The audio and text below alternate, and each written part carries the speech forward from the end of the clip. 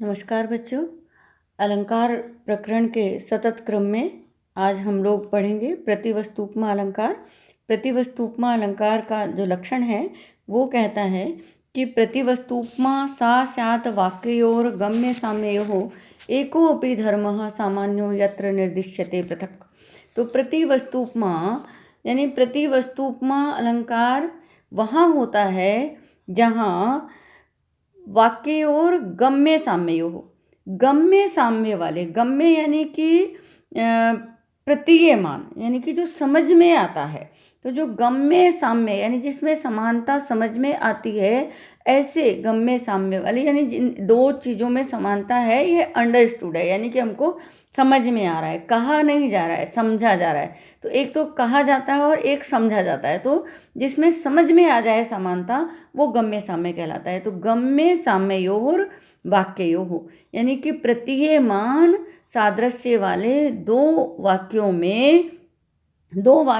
में एकोऽपि धर्मः सामान्य, एक ही साधारण धर्म को यत्र जहाँ पर निर्दिश्यते बताया जाता है, पृथक अलग अलग, सा प्रतिवस्तुपमाशाद वहाँ प्रतिवस्तुपमा अलंकार होता है। यानी कि दो प्रतीयमान समानता वाले वाक्यों में एक ही साधारण धर्म को अलग अलग शब्दों के द्वारा कहा जाता है, वहाँ प्रतिवस्तुपमा अलंकार होता है।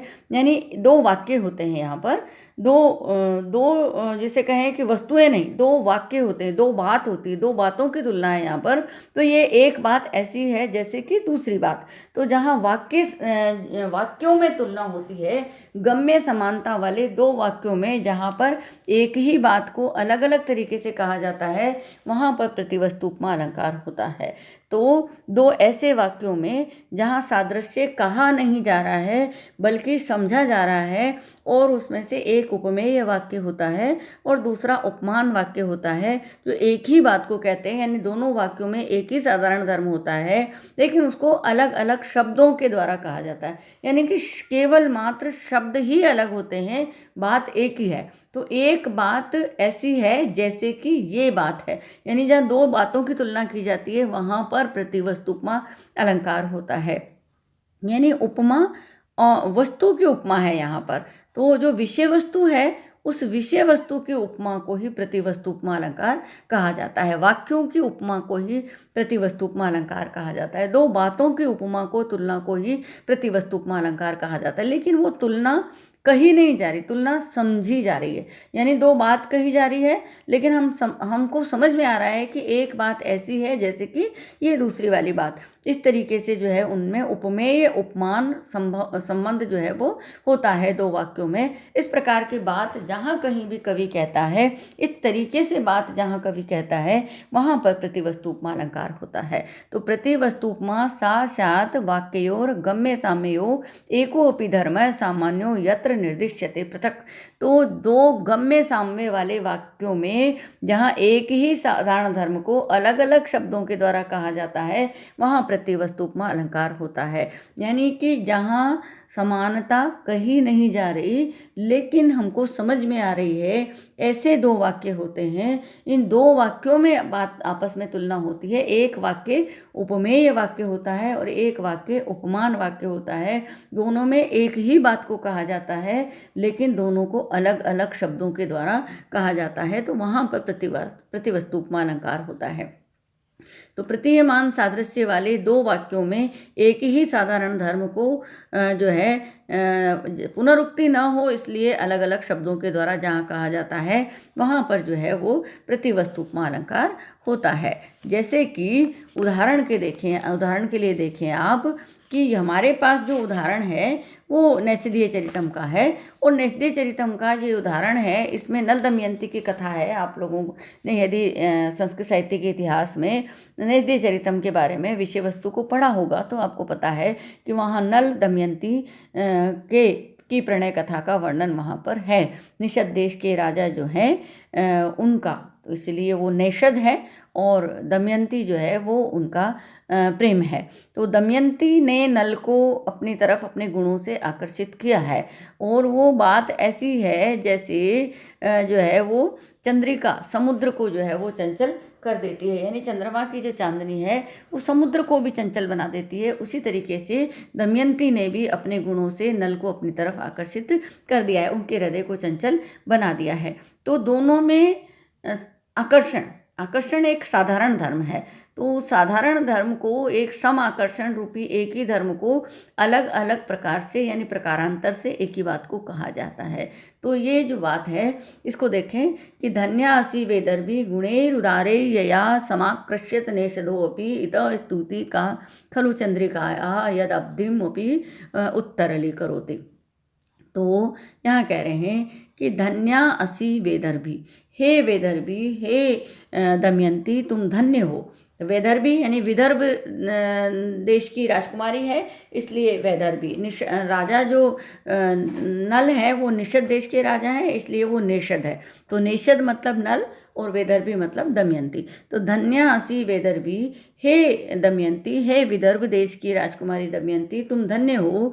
यया जिसके द्वारा उदार गुणे उदारे, उदारे गुणे जिसके उदार गुणों के द्वारा, जिसके विशाल गुणों के द्वारा नेषध अपि राजा नल को भी समाकृष्यत आकर्षित कर लिया गया है। इतः स्तुति का खलु चंद्रिकायाः, चंद्रिकायाः चंद्रमा की चांदनी की इतः इससे ज़्यादा का स्तुति, क्या स्तुति हो सकती है, यत कि वह अब्धिम अपि समुद्र को भी उत्तरलीकरोति चंचल बना देती है।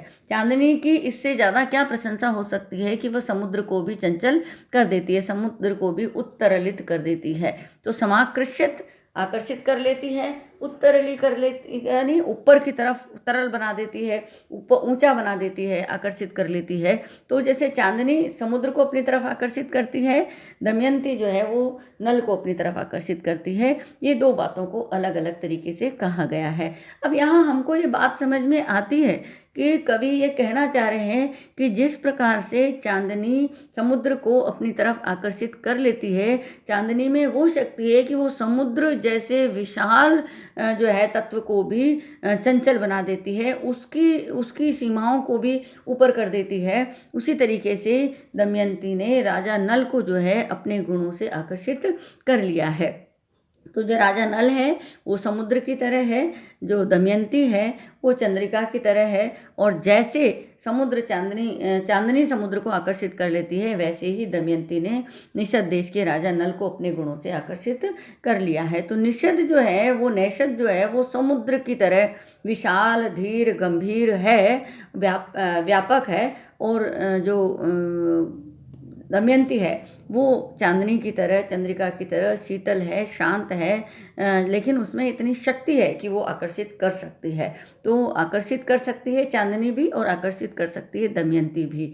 और निषद देश के राजा भी उतने ही विशाल, धीर, गंभीर है जैसे कि समुद्र विशाल, धीर, गंभीर होता है। तो धीर गंभीर को चंचल बनाना बड़ा काम होता है। तो यहाँ पर जो है चंद्रिका का भी बड़ा काम है कि समुद्र जैसे विशाल, जिसको हम कहते हैं कि जो कभी मर्यादा का उल्लंघन नहीं करता है, जो गंभीर होता है, जो शांत दिखता है लेकिन अंदर से बहुत गहराई लिए हुए होता है, विशालता लिए हुए होता है, तो जो है मर्यादा का पालन करता है। राजा निषद को उसी प्रकार का बताया गया है। लेकिन चांदनी जो है जो सुंदर है, मधुर है, आकर्षक है, शीतल है, आनंद देने वाली होती है, ऐसे गुणों वाली दमयंती जो है उसने राजा निषद देश के राजा नल को भी अपनी तरफ आकर्षित कर लिया है। तो ये जो उदाहरण है इसमें दमयंती के द्वारा नल को अपनी तरफ आकर्षित करना और जो दूसरा वाक्य है चंद्रमा की चांदनी के द्वारा समुद्र को आकर्षण करना, दोनों वाक्यों में भी आकर्षण रूपी जो समान धर्म है उसको अलग अलग शब्दों से यानी समाकृष्यते उत्तरलीकरोति इस बात से